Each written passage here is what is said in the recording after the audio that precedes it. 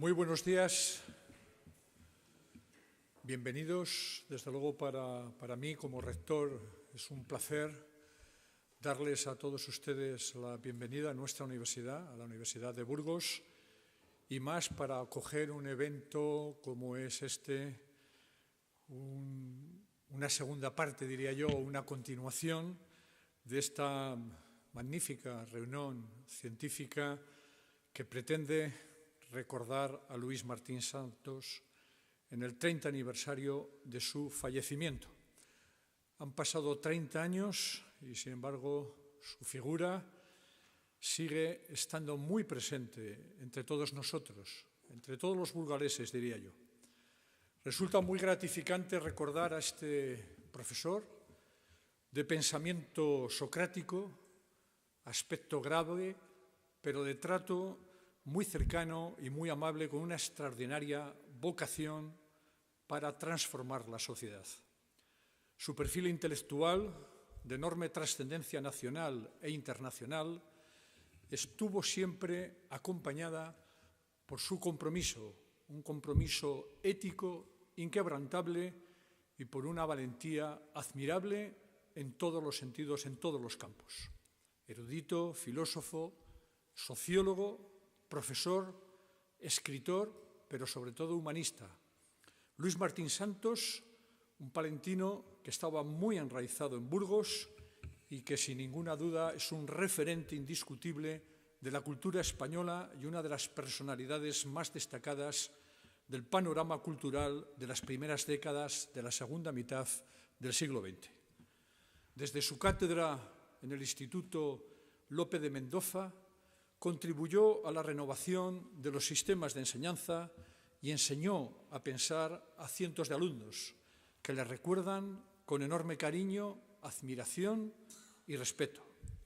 Por eso, esta tarde, en el Cardenal López de Mendoza, en este instituto que los que tenemos ya una edad conocimos durante muchos años como Instituto Femenino, se valorará su labor docente, su capacidad pedagógica y su acción como profesor, maestro y reformador de la enseñanza.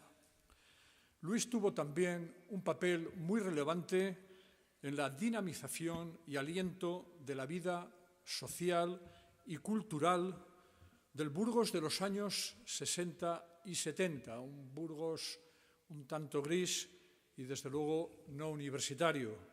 Martín Santos organizó numerosos cursos, jornadas, seminarios de carácter nacional e internacional, destacando probablemente aquel encuentro en el 68 sobre Popper, uno de los referentes del pensamiento contemporáneo europeo, y que estuvo en la ciudad en aquellos días, o aquel que organizó sobre Lefebvre en 1970. Eventos a los que acudieron investigadores, estudiosos, intelectuales de toda España. Probablemente ese encuentro ha sido o será analizado y recordado en este seminario y, en definitiva, seguro que Luis dio una gran proyección a la ciudad con la organización de estos grandes eventos y colocó a Burgos en la vanguardia del pensamiento filosófico. La última etapa de su vida intelectual, que fue truncada lamentablemente joven, a los 67 años, se desarrolló como profesor de sociología en la Universidad Complutense y como colaborador de influyentes medios de comunicación, donde llevó también a cabo una fecunda labor que ha dejado profunda huella en varias generaciones de discípulos y ciudadanos. Extraordinario pensador y estudioso, fue uno de los grandes conocedores de la teoría del marxismo, analizando las relaciones entre el pensamiento y la práctica política. Gran novelista, con creaciones literarias tan sobresalientes como El combate de Santa Casilda, evidencian no solo su capacidad para crear tramas expresadas con pleno dominio del lenguaje, sino también con una profunda carga filosófica. Bueno, no quiero extenderme, obviamente ustedes no han venido aquí a a escucharme, pero desde luego no quiero despedir esta presentación sin destacar el compromiso, la extraordinaria vocación política y el activismo de Luis Martín Santos, desde planteamientos de izquierdas en momentos difíciles de los albores de la democracia. Quiero felicitar a los organizadores de las jornadas, al catedrático de la UNED, Francisco José Martínez, a la catedrática de la Universidad Autónoma de Madrid, a Luisa Martín Rojo, hija del filósofo. Enhorabuena, habéis preparado creo que un excelente programa y además también gracias por el trabajo que supone el organizarlo y el desarrollarlo. Un programa que culmina hoy en la Universidad de Burgos. Muy probablemente Luis soñó con una universidad en nuestra ciudad y en el instituto que él tanto quería. Luisa, creo que tienes buenos genes, te puedes sentir muy orgullosa de tu padre. Gracias también a Izquierda Unida de Castilla y León por vuestra implicación en la organización de este seminario y, por supuesto, a las universidades que acabo de mencionar. Me gusta decir que la Universidad de Burgos lidera la actividad cultural de nuestra ciudad, que es una institución en la que nos sentimos muy orgullosos de las letras y de las humanidades, y desde luego hoy es un día especial.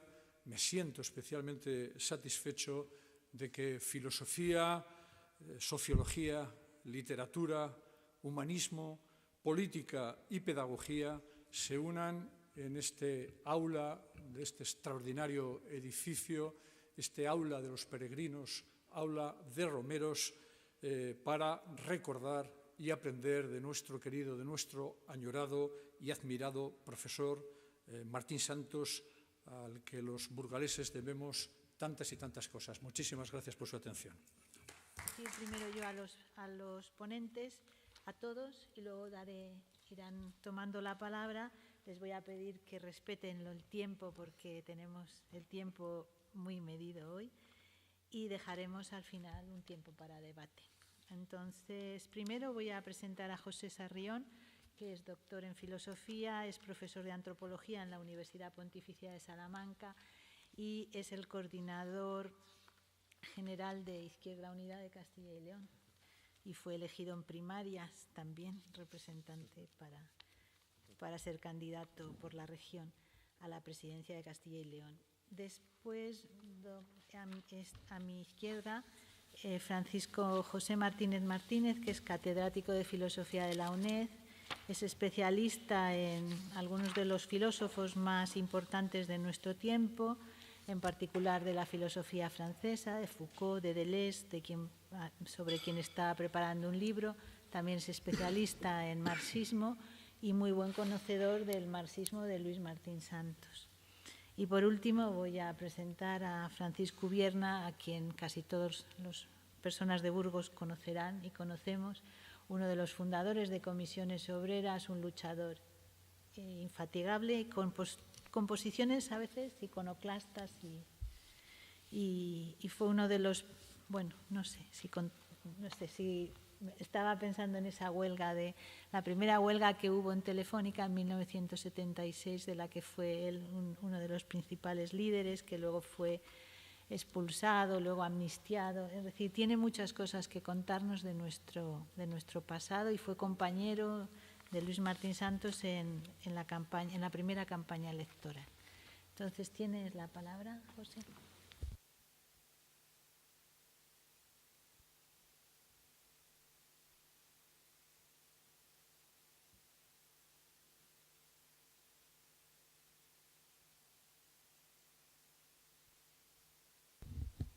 Bueno, pues muchísimas gracias a todas y a todos por vuestra asistencia. Muchísimas gracias a la UNED y a la Universidad de Burgos por organizar este simposio. El trabajo que lleva haciendo Paco y Luisa me consta desde hace mucho tiempo, es un trabajo impagable, porque ciertamente yo creo que en Castilla y León tenemos una cierta tendencia a maltratar a nuestros propios pensadores y a nuestros propios autores. Parece que Castilla y León tenemos una tremenda dificultad a la hora de reclamar a las personas que han marcado un antes y un después en el pensamiento, como es el caso de Luis Martín Santos, y esta crítica que tengo que hacer a nuestra cultura y a nuestra tierra también se la debo hacer a mi organización política. Yo creo que es un acto de vergüenza por parte de Izquierda Unida y lo digo como coordinador de esta fuerza y por lo tanto esta crítica me la estoy haciendo a mí mismo, que hayamos tardado tanto tiempo en realizar un simposio en torno al pensamiento de Luis Martín Santos. Cuando a mí Paco, que además de ser compañero en la sección de pensamiento de la Fundación de Investigaciones Marxistas, además de ser uno de mis maestros, puesto que Paco fue mi director de tesis doctoral que realicé precisamente sobre epistemología y marxismo, aunque yo la hice sobre otro autor que trabajó estos ámbitos, que fue Manuel Sacristán. Cuando Paco me explicó que estaban preparando un homenaje a Luis Martín Santos, pues inmediatamente le planteé la posibilidad, para mí casi la necesidad, de que Izquierda Unida Castilla y León colaboráramos de alguna manera en este evento, tanto de manera material, con los recursos que tenemos a nuestra disposición, como también pues, de manera política o humana, si prefieren ustedes, que es viniendo a participar, ¿no? en este simposio, a tratar de aportar lo que humildemente podamos, ¿no? Y tengo que pedirles disculpas porque desgraciadamente no voy a poder quedarme todo el simposio, que es lo que a mí me gustaría. Desgraciadamente ya no soy profesor universitario a tiempo completo, sino que lo soy solamente en excedencia, y tengo la desgracia de que esta tarde tengo que asistir a la Comisión de Familia e Igualdad de Oportunidades de las Cortes de Castilla y León, en la que soy portavoz, y que mi ausencia en esta comisión podría determinar que determinadas iniciativas parlamentarias a favor de ciertos servicios sociales decayeran o que perdieran. Por lo tanto, debido a que en las Cortes tenemos una situación de empate entre el partido mayoritario y los demás, no puedo ausentarme de ninguna comisión parlamentaria, para mi desgracia, porque lo que a mí me gustaría es poder estar hoy aprendiendo y escuchando acerca de este autor y este compañero. Para nosotros, Luis Martín Santos, en primer lugar, es un compañero político, es decir, es un camarada, si me disculpan ustedes la expresión. Es decir, para mí es una persona con la que hemos compartido proyecto político, aunque yo no llegué a conocerle personalmente por motivos generacionales, pero para mí cualquier persona que haya militado en nuestra organización, en nuestros ideales, ya merece nuestro respeto. Pero es que además hay un segundo aspecto, y es que Martín Santos es un filósofo de primer nivel. Y de primer nivel es algo que digo con la mayor profundidad de esta expresión. Yo conocí a Luis Martín Santos gracias al trabajo que Paco Martínez ha estado realizando al frente de la sección de pensamiento de la Fundación de Investigaciones Marxistas. Concretamente se editó un libro, El Maestro Roto, que muchos de ustedes recordarán, un libro que yo adquirí estando en primero de carrera, porque estaba en uno de los puestos de librerías en la fiesta del PC, cuando se realizaba todavía en la Casa de Campo. Yo ingenuamente debo decir que compré el libro confundido, porque como muchas personas le confundí con el autor de Tiempo de Silencio, que creo que es una cosa que le ha pasado a muchas personas, porque luego indagando e investigando vi que también ocurrió en un artículo del País de obituario en el que se habían mezclado a los dos autores. Yo creo que esto es un motivo para reivindicar también a nuestro Luis Martín Santos, al palentino afincado en Burgos y importante autor de marxismo, entre otros aspectos. Claro, enseguida, cuando leí este libro, caí en mi error y enseguida empecé a darme cuenta de que había un autor radicado dentro de la esfera del marxismo. Hablo de hace unos 18 años que adquirí ese libro, y empecé a darme cuenta de que estábamos ante un autor de una importancia muy grande y que si no fuera por la FIM, pues seguramente muchos lo habríamos dejado pasar.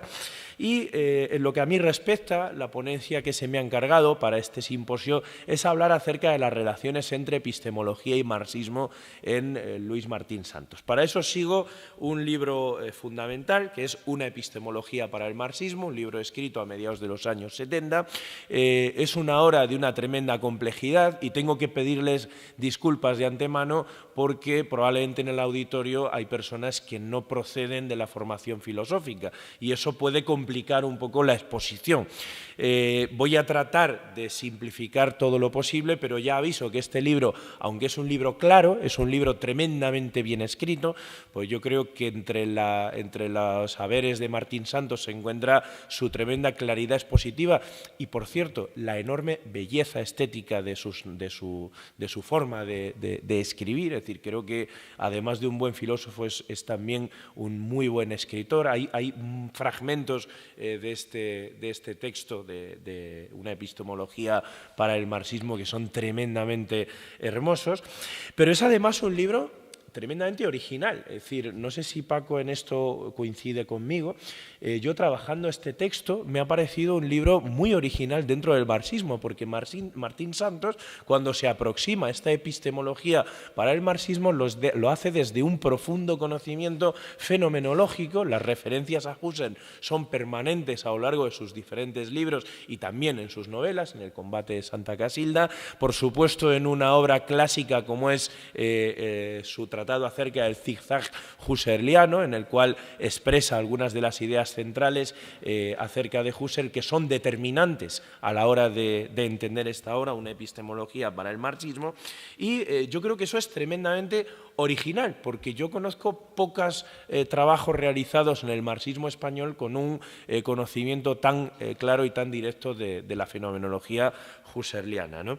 Yo en la epistemología marxista que había trabajado hasta ahora era la de raíz sacristaniana, que es una epistemología completamente diferente. Es decir, Sacristán practica epistemología marxista desde una formación analítica, desde su formación en el Instituto de Estudios Lógicos de Alemania, y el planteamiento casi, no voy a decir que sea opuesto, pero es muy diferente, sin embargo, llegando a determinados puntos de encuentro, a pesar de partir de posiciones filosóficas o de orígenes o de influencias filosóficas tan diferentes, ¿no? Como es el hecho de partir, por un lado, desde una posición prácticamente analítica frente a la posición de Martín Santos, que es de formación filosóficamente fenomenológica o husserliana, aunque también con puntas críticas, como voy a poder explicar dentro de un momento.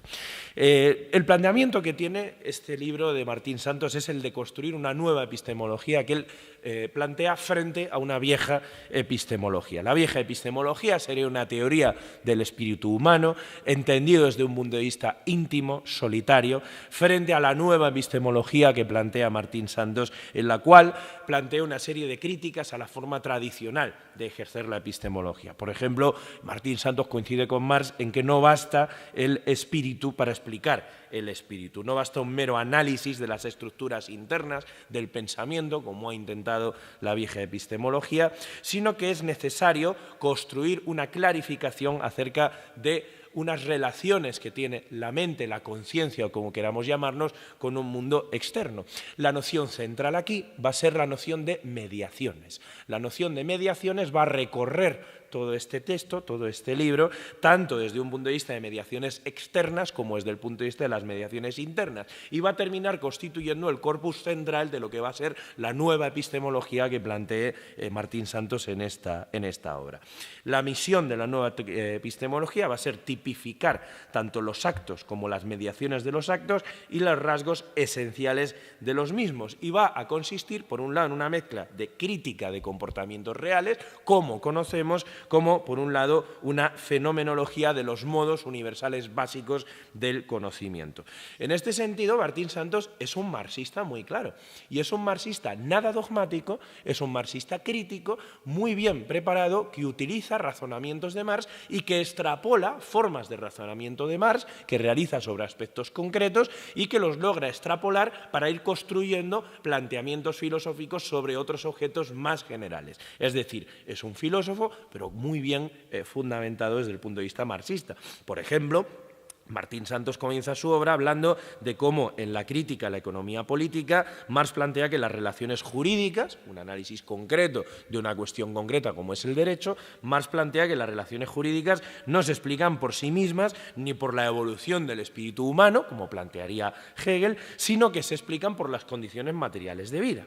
Y entonces dice aquí Martín Santos, dice, bueno, esto nos revela 4 cosas. Primero, que las relaciones jurídicas son resultado de algo exterior a las mismas, no se explican por su propia evolución. Segundo, que Marx ve aquí una mediación, concepto central en Luis. Tercero, que las mediaciones son externas al espíritu humano, pero internas al ser humano, al propio hombre, hoy diríamos hombre y mujer, y por lo tanto tiene que ver no solo con las condiciones materiales, sino con cómo vivimos, con las condiciones de vivir nuestras condiciones materiales, nuestra manera de vivir nuestra materialidad, que es lo que produce el cambio y no solo las condiciones materiales en sí.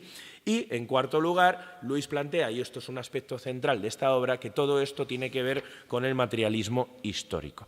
Aquí me parece muy interesante porque creo que Martín Santos plantea un distanciamiento respecto al causalismo tan propio del materialismo mecanicista de ciertas vulgarizaciones del marxismo. Y entro en lo que para mí es una de las caracterizaciones fundamentales de esta obra, y es que Luis es un marxista crítico, no es un marxista fundamentalista y, desde luego, no es un marxista dogmático, cosa que, por cierto, en el marxismo ha habido dogmatismo y es algo que es importante que los filósofos que nos reclamamos marxistas realicemos autocrítica acerca de determinadas formas dogmáticas que ha habido en el marco del marxismo.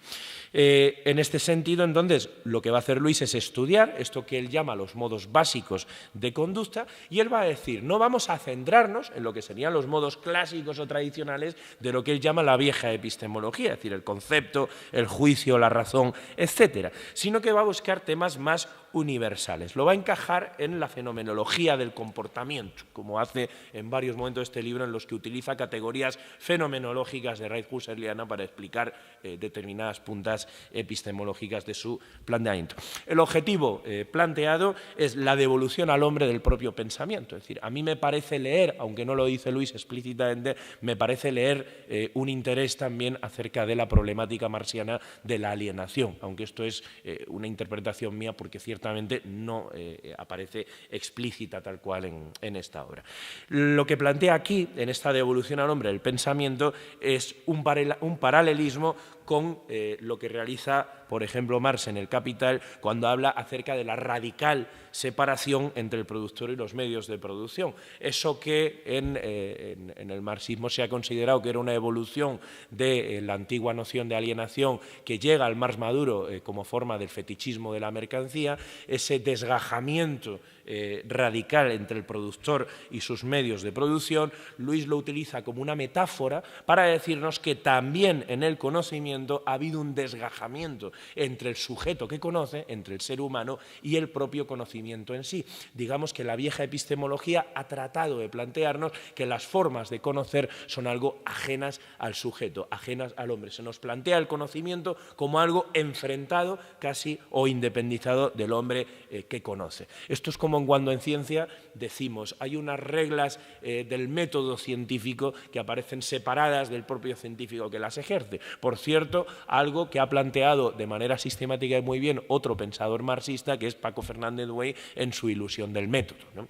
En este intento, por lo tanto, de restablecer el mediado con el mediador, es decir, el conocimiento con el hombre que conoce, se plantea Luis siempre en un espacio intermedio que pretende no llegar ni a la negación nihilista de cualquier forma de conocimiento, ni tampoco al lirismo exaltador del sujeto. Ni todo es pura objetividad, ni todo es pura subjetividad.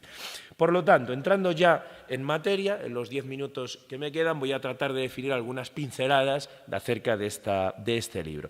La vieja epistemología, tal y como plantea Martín Santos va a ser una forma de establecer nuestra teoría del conocimiento, en el cual va a haber dos grandes formas, según Luis, de entenderlas, dos grandes tradiciones históricas.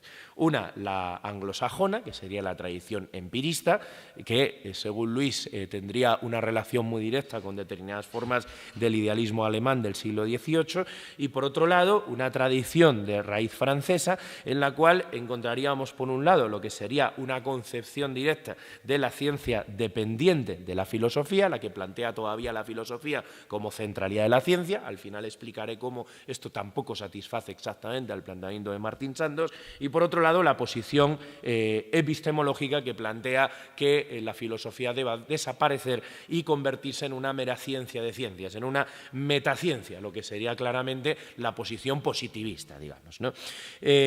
Plantea Luis que una de las ramas de esta vieja epistemología lo que plantea es someter la libertad científica a normas eternas y exteriores, y plantea Luis que esto tampoco es aceptable. Esto podía ser aceptable cuando la evolución científica era muy lenta, pero de ninguna manera ahora. Es más, Luis plantea que precisamente la segunda rama de este segundo bloque de la teoría de la ciencia, esta rama epistémica del positivismo, nace precisamente por la aceleración de la ciencia. Y aquí plantea una crítica del marxismo como se venía practicando hasta entonces. Aquí lo que nos dice Luis es que el error, o uno de los errores de la epistemología, tal y como la han practicado los marxistas hasta ahora, es situar la teoría de la ciencia bajo el materialismo dialéctico. Lo que va a plantear es que el papel central no lo tenga el materialismo dialéctico tal y como lo hemos conocido, sino el materialismo histórico.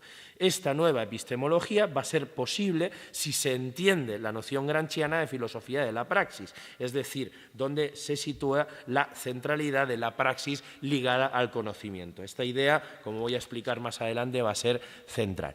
Luis va a entender en parte el materialismo histórico como una especie de superciencia, es decir, una especie de documento organizado de todo lo relacionado con la aventura humana del conocimiento, tanto los productos ideológicos como los productos de las diferentes ciencias, y va a plantear que el materialismo histórico debe configurarse como la ciencia fundamental de las ciencias y la filosofía, pero siempre partiendo de la que epistemología debe enfocarse como una rama autónoma y carente de contenidos concretos. Por lo tanto, lo que va a hacer Luis va a ser analizar una serie de aspectos, como es el sujeto epistémico, como es la medialidad, como son los mediadores. En el aspecto de la medialidad, que como digo va a ser la noción central de la nueva epistemología de Luis Martín Santos, va a partir de un elemento importante, que va a ser la crítica a la teoría del reflejo típica de Lenin. Es decir, Luis va a edificar una epistemología para el marxismo negando las formas en que el marxismo ha desarrollado una epistemología hasta ahora.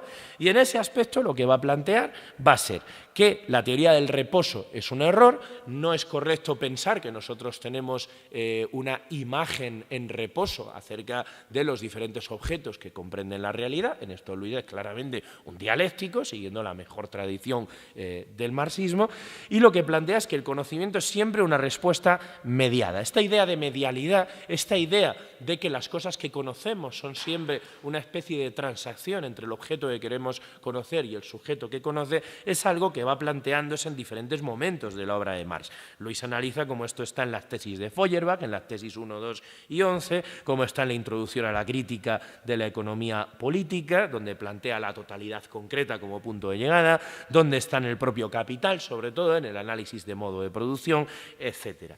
Luis va a enfocar que la medialidad se estructura, la mediación entre el sujeto que conoce y el objeto conocido, se estructura a través de dos grandes leyes. Y va a plantear, primero, la ley de la no interrupción de la cadena de mediaciones, es decir, no hay un reposo absoluto de las ideas, sino que todas las ideas están siempre en permanente interrelación. Hay siempre una conexión de todas las ideas. Una idea nunca se presenta completamente separada de todas las demás. Todas proceden de otra. Incluso en Platón, plantea Luis.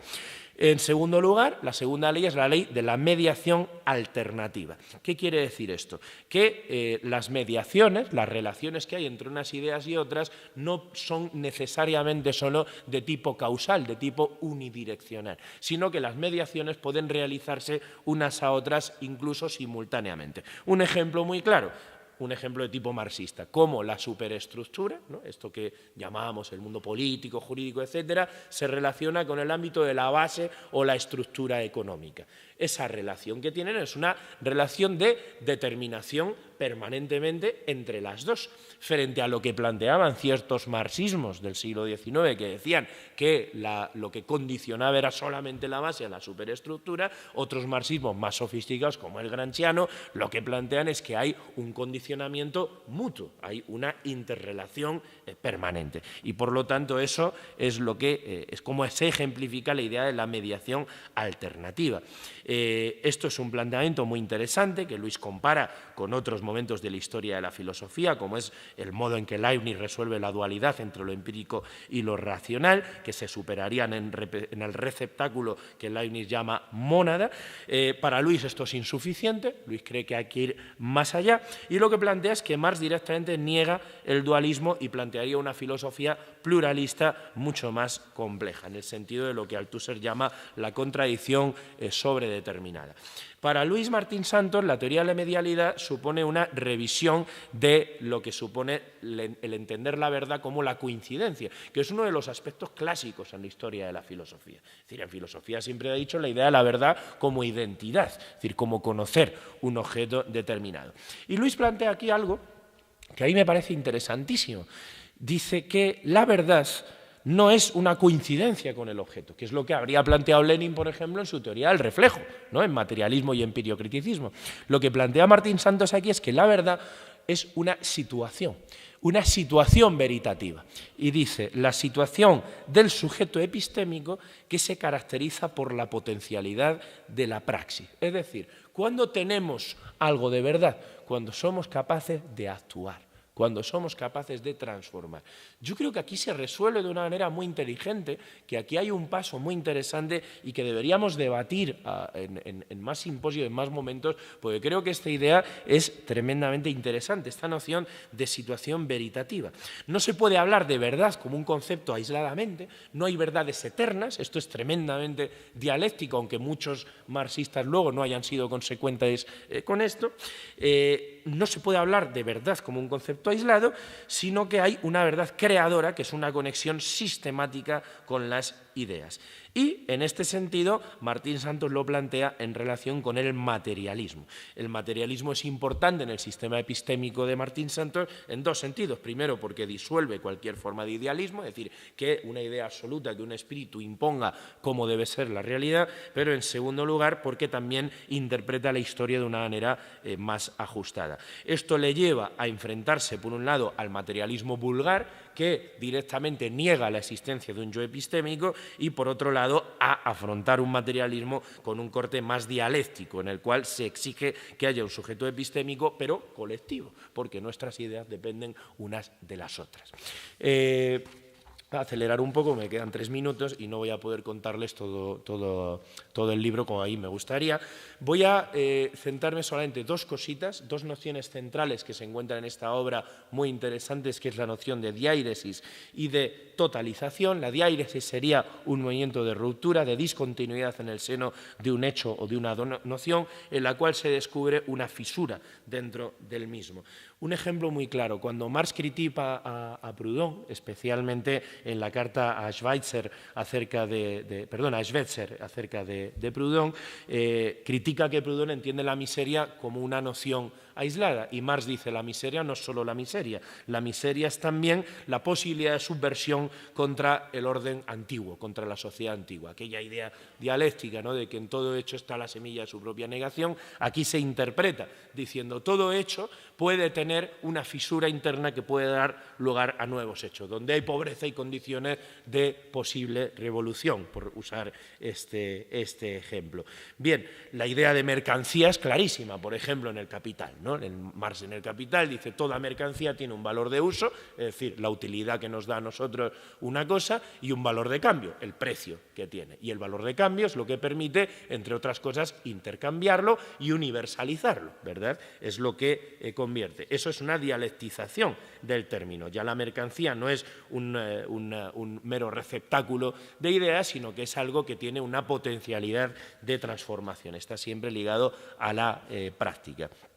Esta mediación se puede hacer de muchas maneras y una de las ideas interesantes que plantea Martín Santos es la idea de mediación totalizadora, algo que lo distingue de la noción de juicio. Esta noción de totalidad sería central en la dialéctica y plantearía que la mediación totalizadora puede tener dos formas de resolverse, una abierta y otra cerrada. Aquí está siguiendo a Lefebvre, que como ha planteado el señor rector hace un momento, efectivamente es uno de los autores que trabaja Martín Santos, y en este planteamiento entre la totalización abierta y la cerrada, lo que se plantea es que, si bien la noción cerrada sería una mera síntesis, tratar de totalizar un conjunto de ideas es hacer una síntesis, pero hay una forma más dialéctica de resolverlo, que es la totalidad abierta. ¿Y qué es la totalidad abierta? Pues es aquella que viene, primero, viene medida por la praxis concreta, y en segundo lugar, aspirar a totalidades abiertas quiere decir que nuestro pensamiento,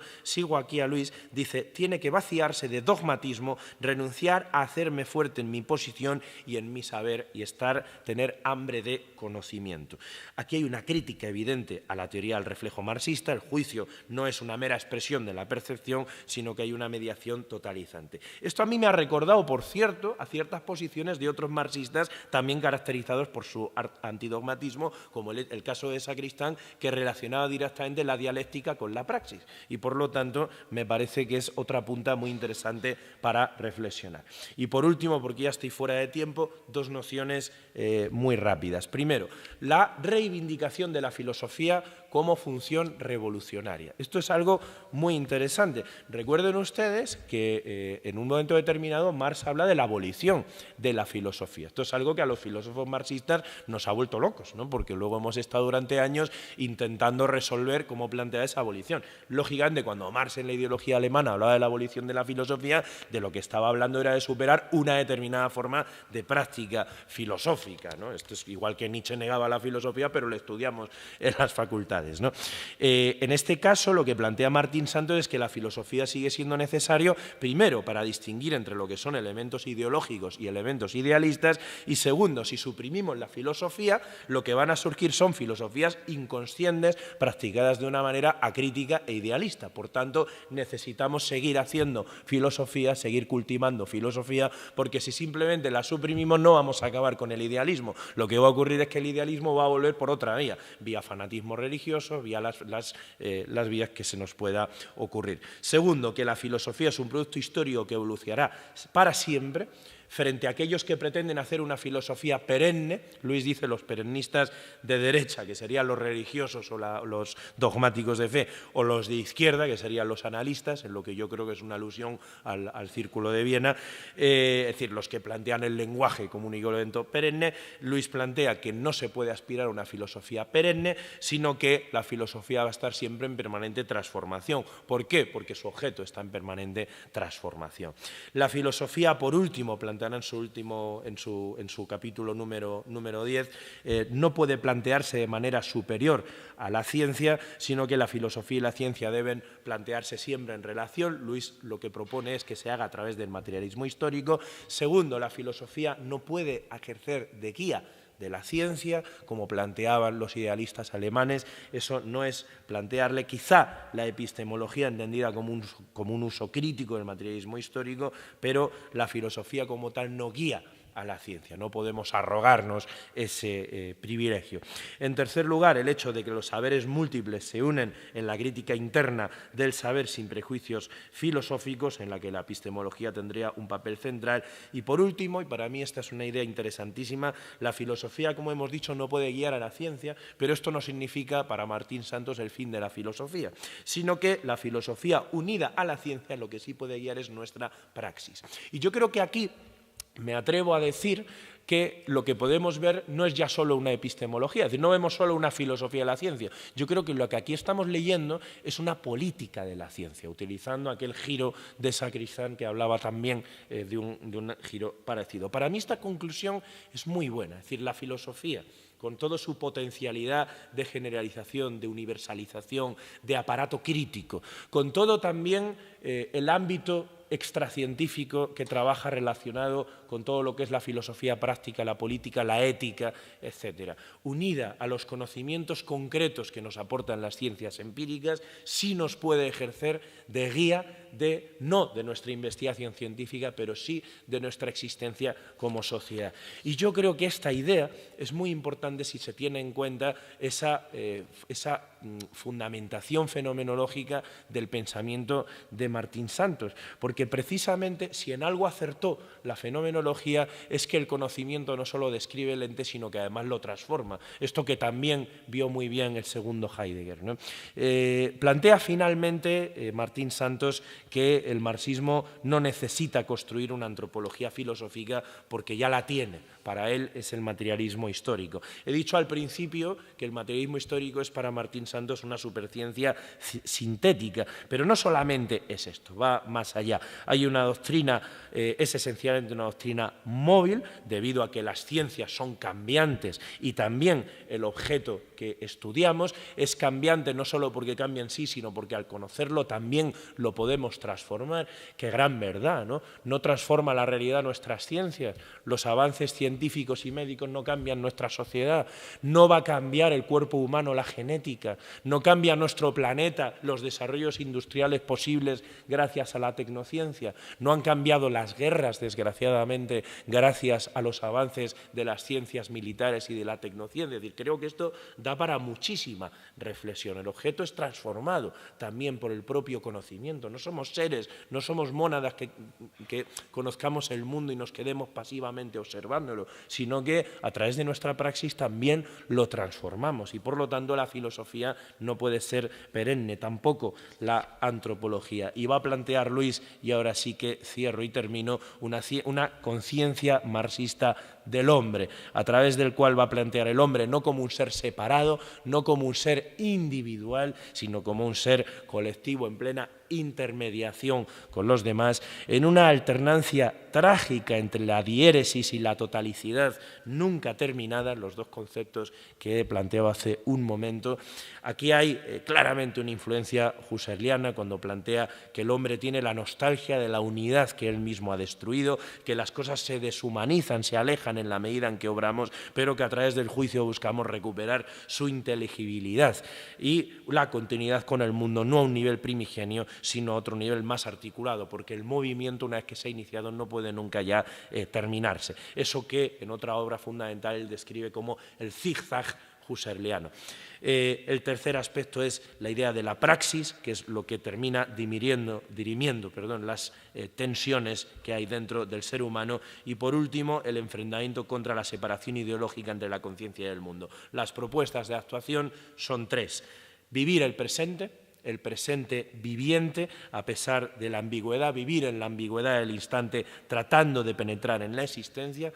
Segundo, además de vivir nuestro presente, tratar de encontrar nuestra autoexplicación, nuestros orígenes, a través, dice aquí que la herramienta sería la diairesis, esto sería la expresión husserliana de la Selbstbesinnung, es decir, la noción husserliana de autoexplicación a los orígenes, y en tercer lugar, la idea de la proyección a la realización a través del juicio y de la totalización. Es decir, tres planteamientos, tres propuestas de acción del ser humano: la vida del presente, la autoexplicación del pasado y la proyección a futuro, que además plantea Martín Santos, que no tienen por qué darse de una manera concatenada, sino que en una vida plena se dan siempre en la coexistencia. Yo creo que eso es una gran receta para nuestro presente, ser capaces como sociedad de vivir nuestro presente, ser capaces también de autoconstruirnos en nuestra memoria histórica y ser al mismo tiempo de vertebrar un proyecto de futuro.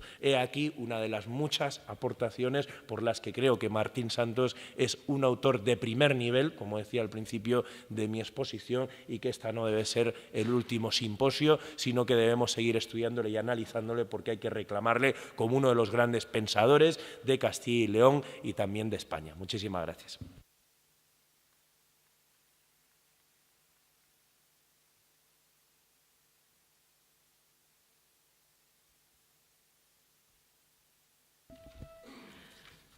Bueno, en primer lugar, querría decir que que estoy muy contento de estar en Burgos. Cuando Luisa y yo planteamos el homenaje a Luis, pues desde el principio partimos de la idea de que una parte tenía que ser en Madrid, pero otra parte tenía que ser en Burgos, ¿no? Por razones obvias de inserción de Luis en Burgos. Pero claro, cuando lo planteábamos no pensábamos, yo al menos no pensaba, que iba a ser en este ambiente, ¿no? Que es un sitio realmente maravilloso, porque yo mi conocimiento de Burgos era de hace como 20 años, y como un tango. Entonces, y esta parte en aquel momento pues estaba abandonada, ¿no? Entonces yo conocía las Huelgas, conocía la Cartuja, pero esta parte no. Entonces, bueno, es no solamente el sitio Burgos, sino concretamente el Hospital del Rey, pues es una auténtica maravilla. Bueno, yo voy a decir algunas cosas continuando un poco la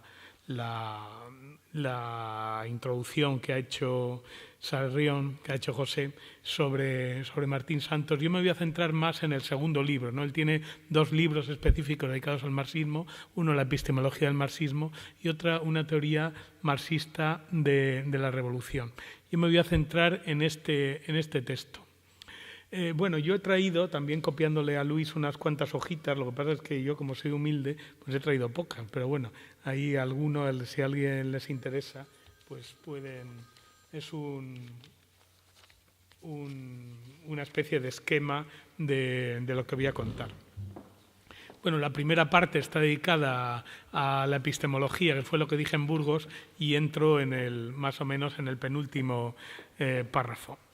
Bien, yo creo que una cosa importante que ha dicho José es la originalidad del pensamiento marxista, ¿no? de Martín Santos. Bueno, los que empezamos a estudiar filosofía y a conectar con el marxismo en los años 70, es decir, cuando estos libros se escribieron, 76-77, yo acabé la carrera de filosofía en verano del 76, pues en aquel momento había una gran oferta marxista, ¿no? Es decir, las editoriales habían hecho una gran producción, no solo, digamos, de importación, sino también nacional, ¿no? Es decir, el marxismo era una cosa que se vendía muy bien, se publicaba muy bien, y entonces había mucha gran reflexión sobre el marxismo, ¿no? Había muchas revistas, 7 u 8 revistas marxistas importantes, y había una gran producción.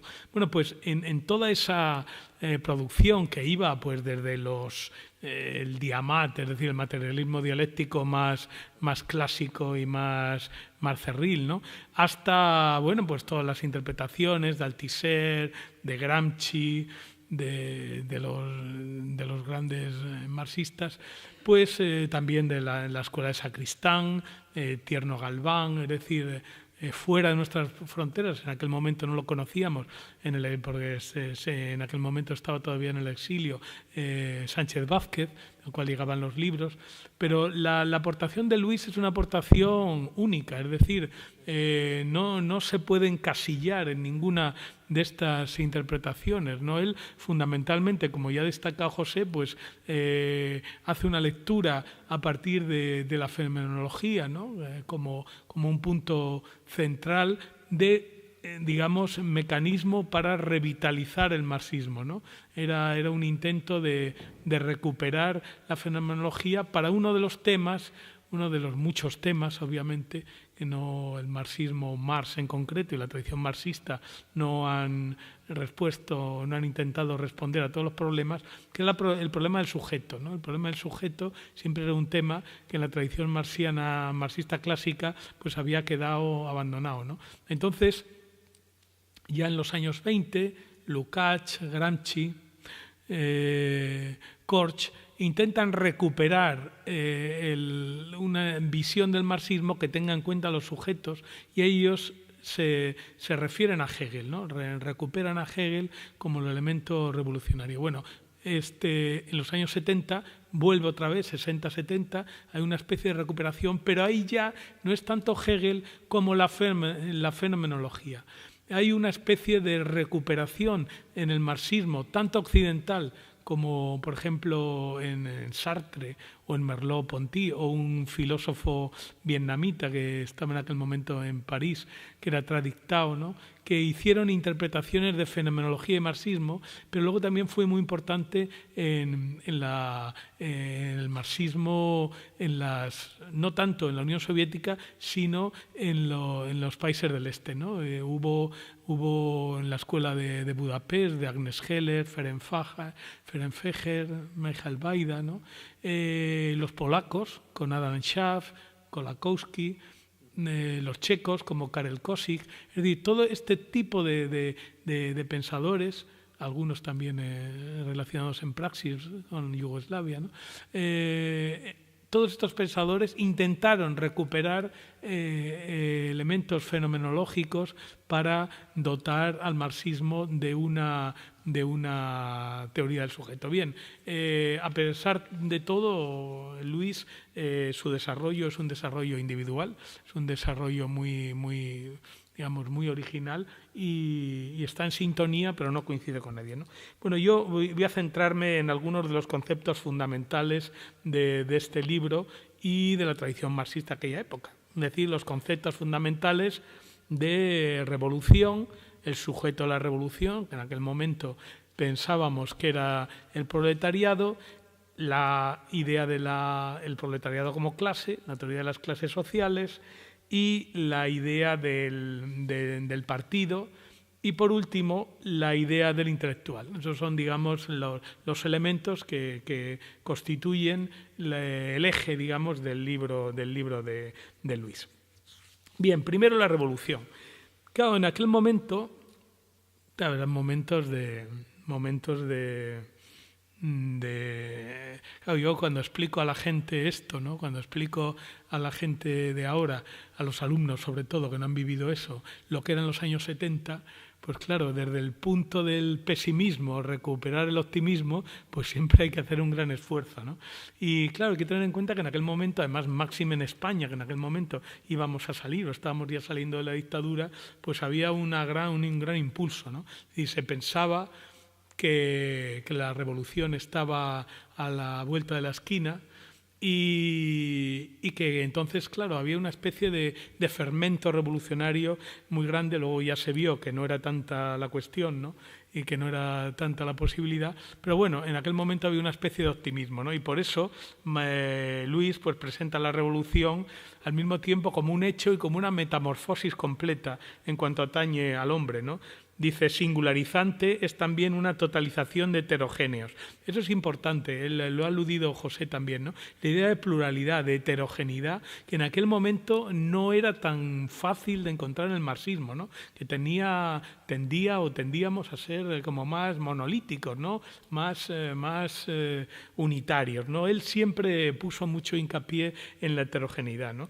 La revolución como totalización de heterogéneos. Es un acontecimiento único, pero al mismo tiempo es la esencia del movimiento histórico. Es una discontinuidad y una ruptura que afecta al hombre y que tiene un efecto autoexpansivo. Pero la revolución, y ese es un punto importante para Luis, no es algo que viniera dado ya por el mero desarrollo de la historia, sino que era también una tarea, era un proyecto, era un intento, ¿no? Era, claro, ese es el elemento subjetivo, era un objetivo que teníamos que conseguir.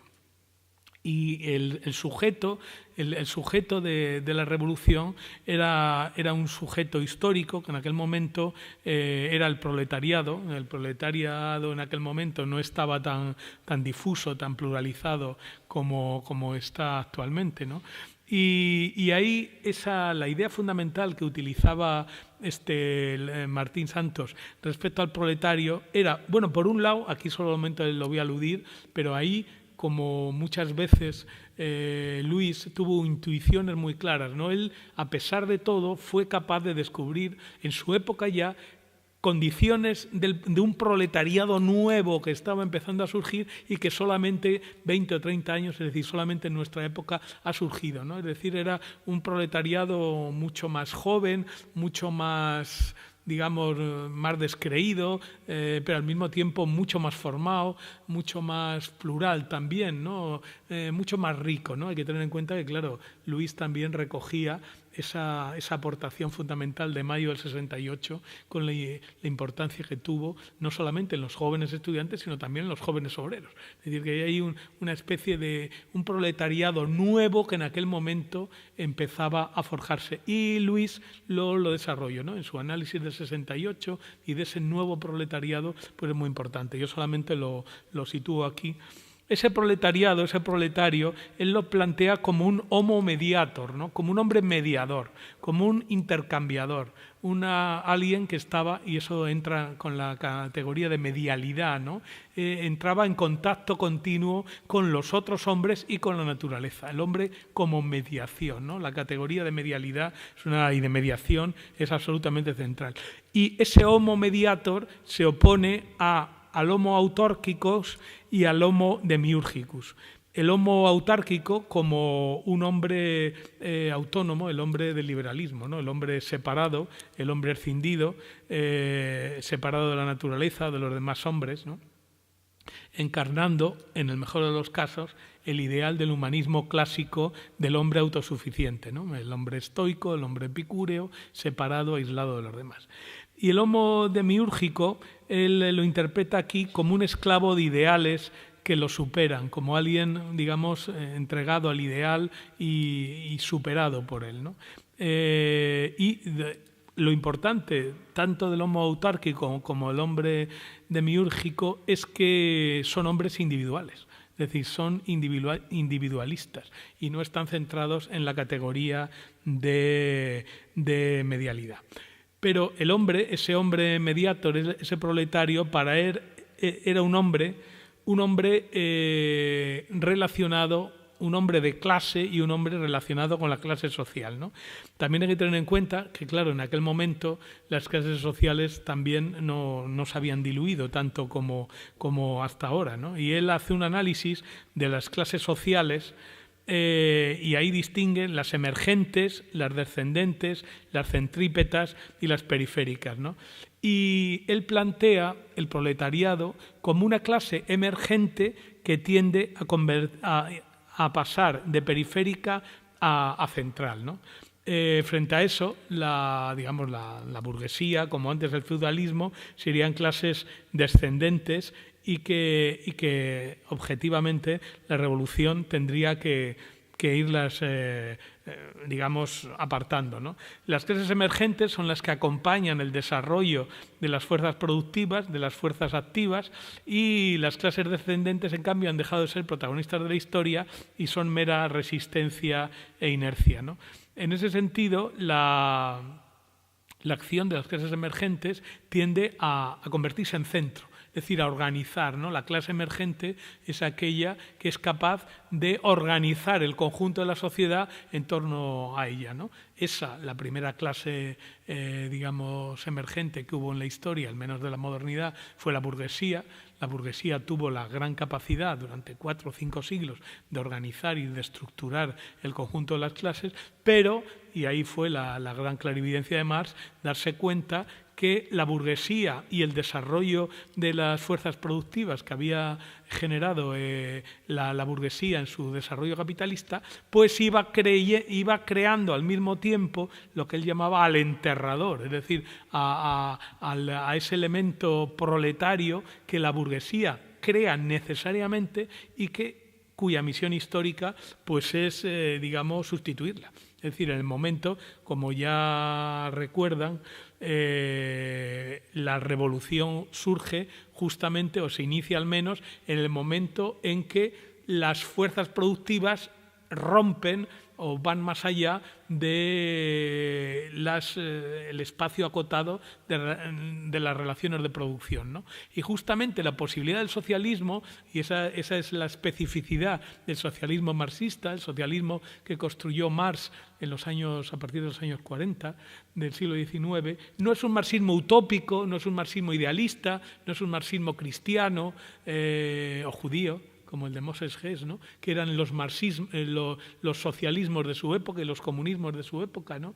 Sino que es un socialismo, es un comunismo basado en el desarrollo de las fuerzas productivas, es decir, la aportación de Marx y de Engels, el socialismo científico, era que por primera vez lo que era una utopía empezaba a ser posible. Es decir, el desarrollo de las fuerzas productivas permitía lo que había sido imposible hasta entonces, ¿no? Es decir, una posibilidad de ir más allá de las clases y de hacer una organización social y económica que acabara con la explotación, o al menos acabara con los elementos más duros de la explotación, ¿no? Y eso era posible gracias al desarrollo de las fuerzas productivas. Bien, pues este análisis de la revolución como desarrollo de la clase revolucionaria tenía también una dimensión política esencial, que era la cuestión de la revolución. Y de la revolución como objeto del partido. Porque claro, eso, aunque Marx y Engels nunca formaron parte de ningún partido, bueno, una cosa se llamaba la Liga de los Comunistas, pero bueno, como su nombre indica, Liga, pues era una cosa como mucho más flexible, mucho menos estructurada, ¿no? Ellos nunca formaron parte del partido, aunque sobre todo Engels en su vejez, ¿no? Pues siguió el desarrollo del Partido Socialdemócrata Alemán, ¿no? Con Kautsky y toda esta gente. Entonces, Luis, en aquel momento, desarrolla una teoría del partido, que hay que tener en cuenta que en aquel momento en los años 70, pues era todo el momento de la discusión del eurocomunismo, el problema del abandono del leninismo, de la cuestión del abandono de la dictadura del proletariado, qué significaba la dictadura del proletariado, qué tipo de partido había que hacer en condiciones democráticas, cómo se pasaba de un partido de cuadros, un partido revolucionario, un partido organizado para las condiciones de clandestinidad, a un partido de masas, un partido que podía actuar, digamos, a la luz del día, ¿no? Y lo que suponía eso de cambio de democratización, de forma interna, de apertura, ya no solo al proletariado, sino la apertura a los intelectuales, la apertura a los jóvenes, y ahí hay que tener en cuenta que en eso, pues bueno, en eso el Partido Comunista de España, ¿no? Pues fue realmente pionero también, ¿no? O sea, en desarrollar este tipo de apertura, en conectarse con las fuerzas de la cultura, en abrirse a los elementos de la burguesía más dinámica, es decir, ellos tuvieron una política muy abierta, ¿no? muy amplia, ¿no? que intentaba ir más allá de un partido revolucionario. Del partido revolucionario clásico de la clandestinidad, ¿no? Él plantea el problema del nombre del partido. Y hace un estudio muy bonito, ¿no? De cómo le vamos a llamar. Le vamos a llamar socialista, le vamos a llamar socialdemócrata. El Partido Comunista ruso era el Partido Socialdemócrata ruso, ¿no? Es decir, la tradición socialdemócrata, aunque luego, claro, como el socialismo se ha hecho social liberal, está mal visto. Pero ahí siempre me sigo reconociendo como socialdemócrata. O sea, el comunismo ha sido siempre socialdemócrata, ya desde Lenin, ¿no? En ese sentido, ¿no? Y él, a pesar de todo, insiste en apostar por mantener el Partido Comunista, ¿no? Dice es el nombre equiliástico, es decir, el nombre revolucionario, el nombre de la revolución que empleó el propio Marx, ¿no? Y él, Luis, en esto, ya digo, 76-77, conflicto, abandono del leninismo, eurocomunismo, democratización del partido, dice que quiere mantenerlo, dice, a pesar de los choques emocionales que provoca, dice, siempre y cuando que dicho partido tenga las dos características que el propio Marx exigió en el manifiesto comunista, la claridad y la audacia. Es decir, claridad en el análisis, ahí está la dimensión importantísima. Sacristán, en otro sentido, insistió mucho, ¿no? De no engañarse ni no desnaturalizarse, ¿no? Es decir, no engañarse, tenemos que conocer la realidad. Hay que ver exactamente en qué mundo nos movemos y ver lo que llamábamos antes la correlación de fuerzas. Y luego, una vez hecho eso, la audacia, es decir, ser capaz de intervenir decisivamente y en el momento oportuno en la coyuntura, ¿no? claridad de planteamientos y conocimiento lúcido de la situación. Y por último, y audacia para aprovechar todas las posibilidades revolucionarias presentes en dicha situación. 2 minutos sobre los intelectuales y concluyo. En ese sentido, el partido tiene que constituirse en la línea gramsciana como el intelectual colectivo, es decir, como el príncipe moderno, ¿no? Sabéis que Gramsci recupera al gran Maquiavelo su idea de príncipe, pero ya ese príncipe, y eso tiene que ver mucho ahora que, digamos, las veleidades populistas vuelven a retomar todos los liderazgos. Un minuto, no, necesito 2. En los liderazgos carismáticos, pues insistir en que el proyecto, al menos el proyecto comunista, es un proyecto colectivo. No necesitamos líderes. Y menos carismáticos, en ese sentido. Entonces, ese intelectual colectivo, él lo opone a los intelectuales neoburgueses, que solamente con la definición ya los identificarán rápidamente. Intelectuales tecnocráticos, santones de la cultura humanística y brillantes arlequines, ¿no? O sea, todos los vemos, los tecnócratas, los santos de la cultura humanística, pero una cultura pura, inmaculada, y luego los arlequines, bueno, pues son en aquel momento era todo lo que, aunque había algunos que teníamos doble militancia, pero todo era lo que se agrupaba en el neonietzscheanismo y toda esta línea, ¿no? Bien, acabo leyendo un párrafo, lo leí también en Madrid, yo creo que es la conclusión que para mí tiene el homenaje a Martín Santos y su síntesis, ¿no? Luis Martín Santos encarnó él mismo su figura de intelectual colectivo, no solo en la dimensión pública, como profesor y como organizador cultural, sino también en la dimensión política, como militante disciplinado y leal de un partido que no siempre supo apreciar en su justa medida sus aportaciones. Luis Martín Santos fue un marxista crítico y coherente y un comunista cabal, consciente de su compromiso con ese nuevo proletariado que él veía ya constituirse ante sus ojos y al que un partido comunista verdaderamente marxista y revolucionario tendría que ser capaz de estructurar y organizar. Esa doble tarea teórica y práctica es su legado más preciado y replantearla en nuestros días es la mejor forma de recordarlo y homenajearlo a los 30 años de su desaparición. Muchas gracias.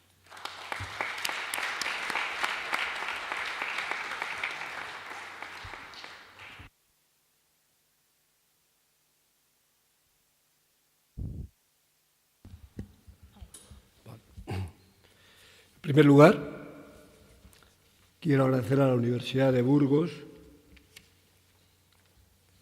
por haber, de alguna manera, acogidos en su casa. Yo que nunca estuve en una universidad, pues hacerlo en Burgos tiene para mí un cierto significado. En segundo lugar, quiero agradecer fundamentalmente a la Fundación de Investigaciones Marxistas, a la hija de Luis también, que hayan promovido primero un simposio, después este homenaje. Yo tengo que decir que realmente, sí, conocí a Luis Martín Santos de una forma bastante superficial. Quizá cuando lo leía conocía algo más. Yo provengo, entré ya en política, del Partido Carlista. Nosotros realizamos un movimiento de las juventudes muy amplio, nos declaramos socialistas y republicanos y nos echaron. Totalmente coherente. Unos fueron a unas partes, otros a otras, que van desde la Liga Comunista Revolucionaria a ETA, al Partido Socialista y al Partido Comunista. Castilla y León, por una serie de razones, optó por esta posición. En Valladolid, el primer secretario provincial que se reorganiza viene de aquel movimiento nuestro. Y aquí en Burgos, después de algunas conversaciones con algunas personas, y después justamente de que vinieron los de Valladolid a convencerme con un miembro del Comité Central, también entramos en el PC, y es ahí donde yo conozco a Luis Martín Santos. Conozco a Luis Santos con motivo de que se organiza la primera reunión donde se constituye, después de la Guerra Civil, el primer Comité Provincial del PC, en la casa exactamente de Luis. Y ahí salí secretario general porque igual no había otro, o porque los que habíamos entrado éramos casi tantos como los que había, y justamente, si ahora lo pienso con perspectivas, con un poco de aventurarismo, digamos, pero aquello teníamos que ponerlo en adelante. El Partido Comunista en Burgos tenía una organización, más o menos en Miranda, en Aranda y algunas otras partes, pero era francamente un grupo muy pequeño. Lo cogimos con unos pocos carnets, lo dejamos con unos muchos, bastantes centenares, cerca de 1000 carnets. Por lo tanto, hicimos un buen trabajo. Bueno, en el tema sindical pues pasó exactamente más o menos lo mismo. No estaba ya Luis Martín Santos. En la Telefónica yo había sido en la transición, en la primera democracia, en los secretarios de la transición, ya antes, también el secretario general de la Comisión del Estado Español, habíamos hecho una huelga, nos habían despedido, todas esas cosas que ya se han comentado. Y en Burgos, pues también, de alguna forma, de acuerdo que con Antonio Marín está aquí, con Fernando también. Sí, tuvimos una reunión donde yo realmente ya manifesté mi poca cercanía con el modelo comunismo gobernante, pero aquello me permitió entrar en contacto, que vino después todo eso. Cuando yo llegué a Burgos también, probablemente el grupo que estaba en torno a Leandro Alzaga Marijuán, aquella reunión que hicieron en las faldas del Castillo con la Comisión Obrera del Metal, fue un elemento importante. Tan es así que la primera tarde yo a Burgos me tengo que dejar a la OAD, hacen unos cursillos, ya me ponen de profesor, y la víspera anterior llegan a mi casa para decirme que se han enterado que estoy en el Partido Comunista, que soy comunista, que es lo que hacían aquellos carlistas para descalificarnos, y efectivamente ya no fue el cursillo. También asumí en la legalidad la Secretaría Provincial de las Comisiones Obreras, pues también sin más méritos que nadie.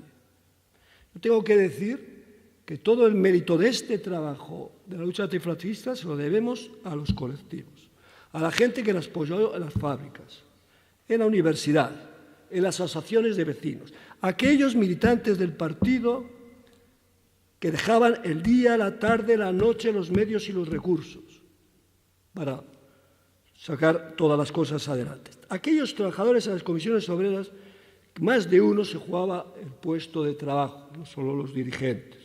Por lo tanto, cualquiera de aquellas personas, tanto en el PC, tanto en Telefónica, tanto en Comisiones de Burgos, pudiera perfectamente haber asumido esa responsabilidad. Estoy recordando de Alejandro Alzaga Marijuán, Florencio Bellero, que está aquí, Javier Gutiérrez, Luis García, más si lo haces, muchos que podrían haberlo hecho. Yo tuve el honor y la responsabilidad. Solamente puse la misma voluntad y esfuerzo que pusieron los demás, nada más. Y lo quería decir aquí y ahora porque es que al final parece que se suma por aquellos que han tenido un cierto protagonismo. Segundo contacto que yo tengo, bueno, antes de empezar con este tema, yo voy a decir que esta charla, dado que es una mesa filosófica, la voy a llevar por ese terreno. De las lecturas que he hecho yo de algunos materiales de Luis Martín Santos, llegué, que lo dije ya en Madrid, a la conclusión que se trata de un marxismo con un fondo humanista, de un socrático, en cierta medida, muy consecuente. Yo tengo que decir primero que para mí la filosofía es un pensar más. Del sentido, sobre el sentido de la vida del hombre en el mundo de la vida, para procurar comprender, entender, entenderse, hacerse entender mejor. Para mí es eso, exactamente eso. Y eso me remite al hombre. Ha puesto en el programa obrero social. Yo os ha puesto porque yo lo he querido. Siempre me he considerado un obrero. Tan es así que cuando había que poner el carnet de identidad en el libro de familia, así lo hice reflejar. Y obrero no es porque, bueno, porque efectivamente trabajo desde la adolescencia, mi padre se vino campesino y era obrero. No solamente por eso. Obrero considero que es la palabra más digna de nuestro diccionario. Obrero es el que obra, el que hace, el que está en la obra. Y el que está en la obra, sea cualquiera la obra que sea, tiene ese factor de unidad horizontal que le relaciona con el que participa desde el hombre que es, en todas, desde el ingeniero al señor que abre la puerta. Y para mí eso es muy importante. Y voy a intentar aquí unir ambos aspectos. El aspecto humanista, en la versión del marxismo. Yo tengo que decir que dudo mucho que fuese un acierto que la obra de Marx tuviera el marco del marxismo. Dudo realmente bastante. Es decir, considero a Marx uno de los grandes pensadores que ha tenido la humanidad y que por primera vez hacen un trabajo riguroso, analítico, para responder a los gravísimos problemas que los primeros elementos industriales en Francia, en Alemania, en Inglaterra y en otros se estaban dando, donde los trabajadores no tenían ninguna condición, nada más que la vida, hasta que ya no podían trabajar. Eran un proletario en cierta medida, no en el sentido romano de aquel que solo tiene los hijos, sino en el sentido que solo tenía la fuerza de su trabajo hasta que se agotaran.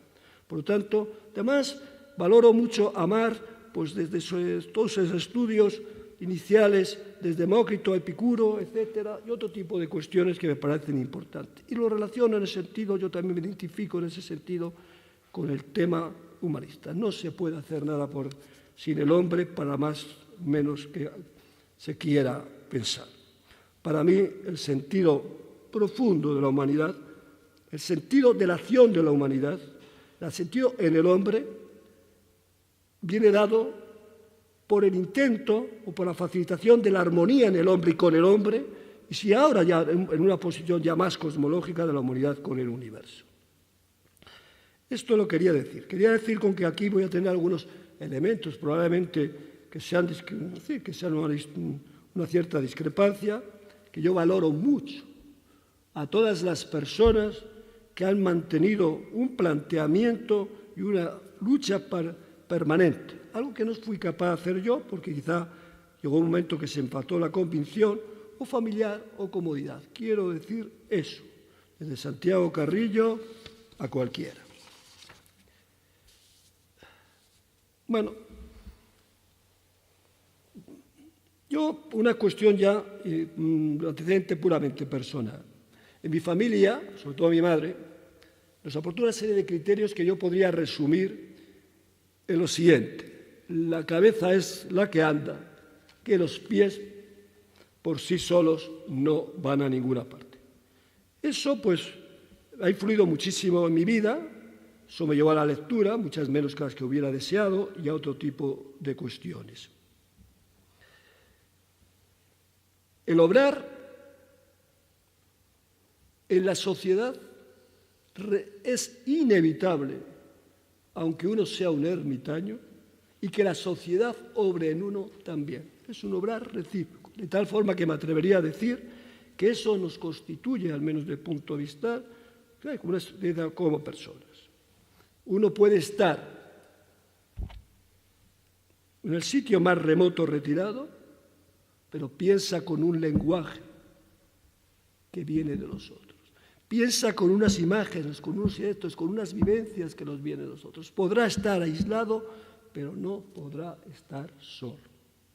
Y eso es muy importante. En realidad nosotros somos, todo nos apunta a la biología, la genética sobre todo, y lo que nos aporta de los otros. Y de tal manera también me atrevería a decir aquí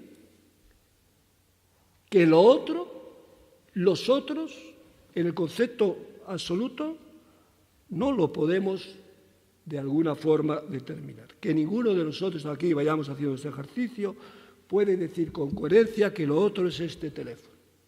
Este teléfono que ya tiene un concepto, que ya tiene una palabra, está dentro de mí, incluso si lo he soñado y no lo recuerdo. Es concepto, quería poner un ejemplo al tema. Uno puede ser ateo o no ateo o medio pensionista, pero el concepto de Dios está ahí. Que Dios quiera, que no sé qué, está ahí. Y opera en nuestra mente. Por lo tanto, yo creo que a ese respecto nosotros somos herederos de la humanidad y herederos del hacer de otros. Yo quisiera también plantear una pequeña reflexión. Nosotros nacemos por un cálculo de probabilidades que tiende al infinito. En un coito se pierden no sé cuántos millones, me parece que son 5, de espermatozoides. En un espermatozoide y un óvulo tiene una serie de posibilidades genéticas que son otra tanta, etc. Y para llegar nosotros de la ameba hasta nosotros, ha producido una serie de evoluciones y transformaciones de la vida, y una serie de bases en la propia humanidad de coitos determinados, que eso tiende al infinito. Pero si a alguno le parece esto realmente todavía escaso, pues la Tierra ha nacido dentro de una galaxia que se formó dentro del universo en una sucesión de cuestiones que si no se hubiera formado todo esto no existiría. Por lo tanto, es un tema causal y casual. Pero cuando llegamos aquí y abrimos el ojo, tenemos un patrimonio absolutamente gratuito. El idioma, la música, la matemática, el arte, la técnica, la comodidad. Todo eso nos lo han dado los demás. ¿Y eso qué significa en cuestiones concretas? Pues en cuestiones concretas que un hombre tiene el doble de esperanza de vida de media que hace 180 años. Y no nos lo ha dado Dios ni la naturaleza, nos lo ha dado todos aquellos que procuraron, consiguieron hacer lo mejor que sabía y consiguieron mejorar. Esa es la verdad. De tal forma me atrevo a decir eso, que estoy, salvo que haya prueba, haya argumento con más fundamento, debo afirmar que en valor social, lo que nos dedicáramos toda vida a restituir a la humanidad lo que recibimos de ella, es decir, a los otros, a la sociedad, todavía tendríamos un déficit. No sé por qué, de qué viene el superorgullo del hombre. Y voy a hacer otra indicación también en esa línea. Por poner un ejemplo. Supongamos que cualquiera de nosotros pues ha tenido la suerte que le ha dotado la genética por encima de la media. No solo eso, más alto, más fuerte, más guapo. Supongamos también que ha estado en un ambiente familiar de una riqueza cultural, en una sociedad que le ha dotado de una cultura y un sentido social amplio. Yo me haría la pregunta, ¿ese sujeto respecto a los demás, para la reversión de lo que ha recibido, digamos, gratuita, debe aportar más, debe aportar menos, debe aportar igual? Eso es una reflexión que quedó ahí, para cuando algunos, que solamente por la herencia económica u otras, pues creen que son las élites de la sociedad o de la empresa, debieran tener alguna reflexión sobre este tema. Es decir, no hay elementos objetivos, a mi modesta forma de entender, para las enormes desigualdades que tenemos en nuestra sociedad. No lo hay. Eso, la explicación que se ha dado aquí, cuando al menos me ha parecido bastante coherente. Quiero también, entrando en el aspecto en el obrar social, pues preguntarme, contestar qué es un hombre. Para mí un hombre es un hombre libre, es decir, crítico, es decir, con criterio y capacidad de intervención social. Ese es el objeto principal, al menos desde la cultura occidental, que tenemos para, digamos, ser soberanos de nosotros mismos.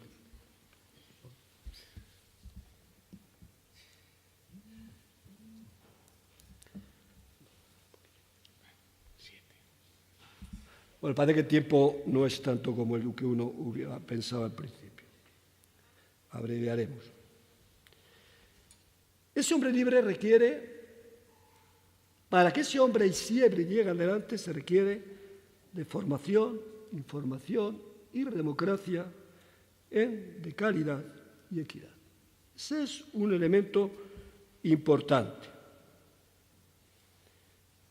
Voy a pasar el condicionante social, hacemos en un momento en un sitio determinado, en un lugar determinado, con unas facilidades determinadas. Me pregunto yo si las estadísticas de las cárceles que la nutren de personas que han vivido en aspectos marginales nos habla de interrogantes si es la sociedad la que tiene deuda con ellos o ellos con nosotros. Me lo pregunto. En realidad, por ir muy rápido, quería decir que de alguna manera ha habido dos conceptos que nos han movido a la humanidad desde siempre, desde los nómadas hasta ahora, el lucro y el logro.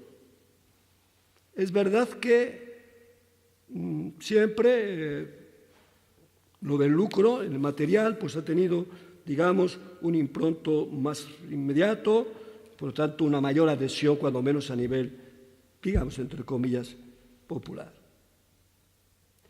Yo personalmente sostengo lo contrario. Yo sostengo que solo avanzaremos en un sentido humano si anteponemos el logro al lucro, la realización de la persona, del colectivo y de la sociedad. Apunto aquí que para mí el Estado es el Estado de los ciudadanos y la sociedad de sociedades. Y que el objeto de ese hombre, el objeto de esa sociedad es facilitar a todos y a cada una de las sociedades y de los hombres el procurar que puedan ser lo mejor que quieran y por su capacidad puedan. Esa es otra reflexión.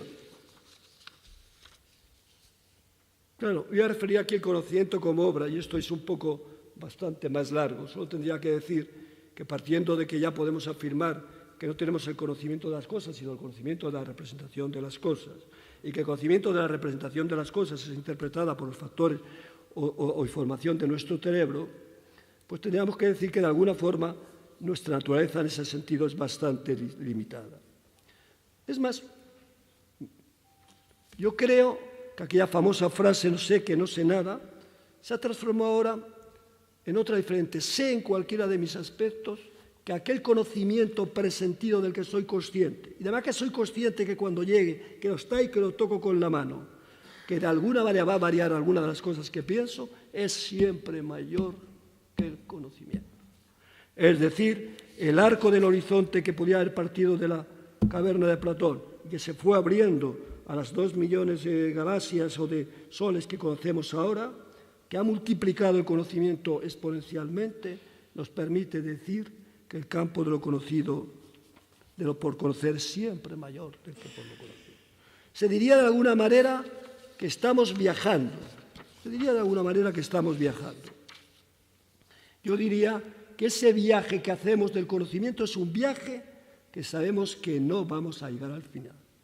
Pero, afortunadamente, los hombres somos unos animales curiosos, viajeros con latido intelectual. Eso nos asegura que vamos a seguir en el camino. Ya tengo que hablar un poco del tema de la transición, porque era un poco, como diría otro, el señor Francisco Umbral, era de lo que tocaba mi libro. Vamos a ver. Quiero decir varias cosas, muy breves, a ver si puedo ser bastante breves. La lucha contra el franquismo, en la etapa final, se caracterizó como aglutinante 3 factores: Europa, democracia y progreso. No es verdad que los comunistas, iban a las empresas, su ideología, ni que eran mayoritarias, no. Todos nosotros había una serie de gentes que se movían fundamentalmente por eso. Es posible que teníamos que haber hecho un esfuerzo mayor que el que hicimos, que algunos estábamos en una posición y otros en otra, para que esa hubiera sido nuestra primera acción en la transición. Unir a todo ese bloque, ir con todo ese bloque de acciones y después formar una organización que respondiera a ese bloque. Había que ser generosos, no lo fuimos y los resultados fueron lo que fueron. Segundo, tengo que contar algunas cuestiones de cómo me fue con Luis Martín Santos. Me fue extraordinariamente bien. Es verdad que las candidaturas se hicieron un poco dirigismo desde Madrid, tenían de alguna manera ocupar la estructura representativa y la política. De acuerdo, lo entiendo perfectamente. Tuvimos la suerte de tener aquí a Marco Sana, que solo le puedo calificar como una persona extraordinaria y maravillosa en todos los aspectos. De las cuestiones que nos pasó con Luis, pues voy a señalar alguna. Bueno, nos pasaban de todos. Los que estuvisteis con nosotros, pues ahí lo que nos pasaba de todo. Pero voy a señalar 2. Una, llegamos a Roa y nos dejan la Plaza Toros, pero sin sillas, sin mesa, y nos ponemos en el ruedo. Y allí que Luis me dice, habla tú, porque, no sé, porque me imagino que era más atrevido, pensaba que era más atrevido, ¿no? Y empezaba a hablar yo, y empiezan unos sujetos a cantar el Cara al Sol.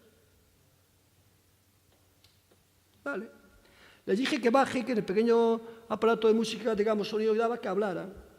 Y aquellos sitios llegaron ya con unas voces mayores, pero allí en otra grada, 200 metros, otros sujetos que se opusieron, que eran de Trebujana, de Cádiz, que además uno de ellos llegó a ser alcalde. Y ahí salimos de Roa de alguna forma. Después, Paino, el de la librería, parece que tuvo algún problema porque en un sitio la brújula le confundieron conmigo y parece que le dieron algún empujón.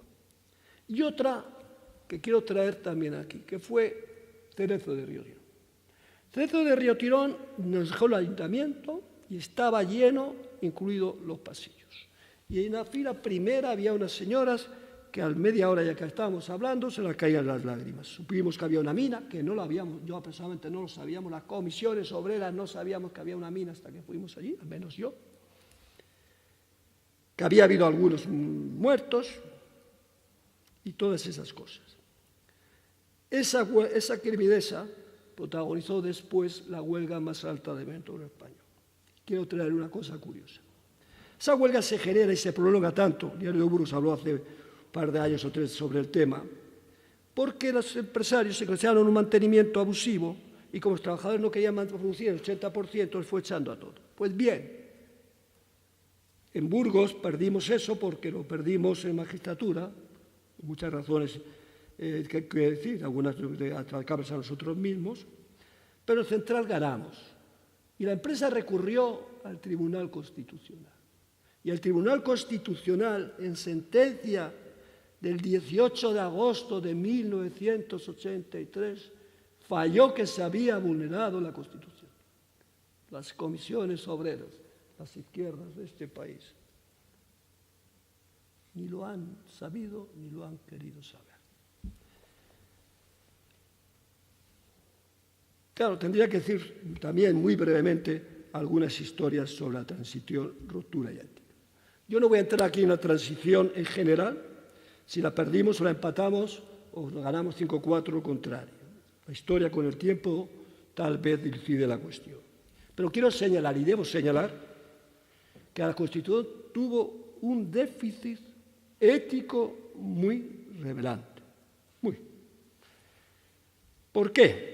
Teníamos la obligación moral en el fondo y con las formas de reparar a las víctimas de los muertos y a los vivos como víctimas del franquismo, de manera concluyente, conjunta con todas las víctimas del terrorismo, desde ETA a los guerrilleros de Cristo Rey.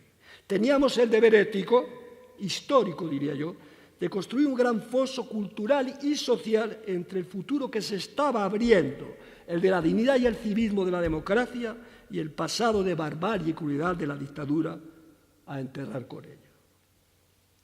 Me voy a permitir ahora una breve mención, solamente 2. El atentado de Atocha, que tuve que ver muy directamente, que murió un amigo mío. Bien, al final se saldó judicialmente de la forma que todo el mundo sabéis, desde el silencio. Y voy a traer otra cuestión que quiero traer, porque casi nunca se habla. Quiero traer aquí a Yolanda González. Yolanda González era una muchacha de 19 años, oriunda de Burgos. Sus padres se fueron a Deusto a trabajar y ella fue. Esta señorita de 19 años del Partido Socialista de los Trabajadores se la secuestró. Después de 3 días se la tiró a la calle. Albiaz, os le recomiendo, escribió el 13 de marzo del 2013 un artículo muy bueno al respecto. Pues la persona que le juzgaron, que después de juzgado huyó y volvió aquí, aparte de cambiarle el nombre, ha estado un montón de años colaborando con las fuerzas de seguridad del Estado, sin que nadie, y digo nadie, haya reparado que probablemente, como decía Albiaz, ha sido de aquellos años el más monstruoso. Era Emilio Allín, el responsable del secuestro en su casa y el que les tiraron de un coche en marcha a la cuneta. Ese déficit ético, estoy acabando, es importante, muy importante. Creo que, en primer lugar, corresponde a la responsabilidad, nos corresponde la responsabilidad a las dirigencias del PSOE y del PP, del PC y del PSOE. urgidas entonces por la disputa y deseo electoral, muy legítimo, de ocupar mayor espacio. Pero fue una actitud mísera, que ahora, 40 años después, todavía está en la memoria y en las reivindicaciones de las víctimas y los ciudadanos, y en el debe del quehacer de la dirigencia política. Eso fue así. Un pueblo que pierde la dignidad, pierde casi todo. Voy a referirme justamente, para terminar, a eso con dos cuestiones. Nosotros somos hijos de la humanidad, se quiera o no. Y de la humanidad hay dos factores radicalmente igualitarios. Y diría que los dos únicos radicalmente igualitarios. La dignidad como hombres y la corresponsabilidad como el otro. Ni una cosa ni otra cosa podemos orillar si aspiramos a cambiar la sociedad. Y se me puede decir ahora, ¿y qué hay que hacer? Y, por favor, no quiero recoger a esto a Lenin, que nunca fui leninista, a pesar de que algunos se empeñaron en un periódico de decirlo. Pues mire, usted, hay que hacer cosas sencillas que podemos hacer todos nosotros. La primera, antes de preguntar qué hace mi familia, el alcalde, el gobernador, mi jefe, el gobierno, Dios, preguntar qué hago yo. Cuando responda eso satisfactoriamente, podemos pasar a la segunda parte. La segunda, considerar esa acera de la calle, ese pasillo común, lo colectivo, al mismo nivel que el pasillo de mi casa, lo individual. Habremos cambiado, digamos, radicalmente el enfoque. Y en tercer lugar, si hemos recibido todo eso que decíamos al principio de la humanidad, si por aquellas gentes que hicieron lo mejor que sabían y podían y lograron avanzar, si todos nosotros queremos que el fontanero y el médico nos atiendan lo mejor que sepan y puedan, parece hipócrita o amoral como mismo, o iluso también, que nosotros en nuestro quehacer no lo hagamos. Parece. Por lo tanto, el tercer faceta, nosotros tenemos obligación con nosotros mismos de hacer lo mejor que sabemos y podemos. De obreros sociales, contribuir de la forma mejor que sabemos y podemos. Y voy a concluir con una cuestión que me parece vital para la sociedad del siglo XXI, para el humanismo del siglo XXI, para la revolución del siglo XXI. No se trata de impermear la sociedad de religión política o de política a religión. No se trata de poner liberalidades o decir sujetos libertadores, una etnia, una clase. Fijaros bien que todo esto nos ha llevado en el transcurso de la historia a una cuestión determinada. Hemos estado moviéndose entre los que nos quieren sacar de los infiernos a los que nos quieren asaltar los cielos. No, yo personalmente no creo en eso. Creo que la humanidad tiene muchos problemas, que sería bueno leer a Tomás Mann en La montaña mágica, aquel debate entre el jesuita, probablemente de estricta obediencia, y el masón ilustrado, para tener que por primera vez nos enfrentamos a la posibilidad y necesidad de hacer la sociedad de los estados, de alguna manera de tomar posesión la humanidad política de esto que llamamos tierra, de alguna forma hacer la organización social, y si me permitís, la matria de la humanidad. Nos enfrentamos probablemente a muchos problemas. El problema, digamos, de ingeniería genética y su aplicación, de la inteligencia artificial, problemas psicológicos. El problema más grave, en mi opinión, es que teniendo la técnica tres propiedades que son irreversibles a la catástrofe, la técnica permite producir más en menos tiempo, con menos gente, nos abren dos frentes. Uno, ¿cómo se va a hacer intercambio de de colaboración con la sociedad y la sociedad conmigo. ¿Cuál va a ser ese intercambio de colaboración? Y segundo, cómo orientar la vida del hombre para que tenga sentido en su tiempo que vive. Por mi parte, nada más, volveros a dar las gracias.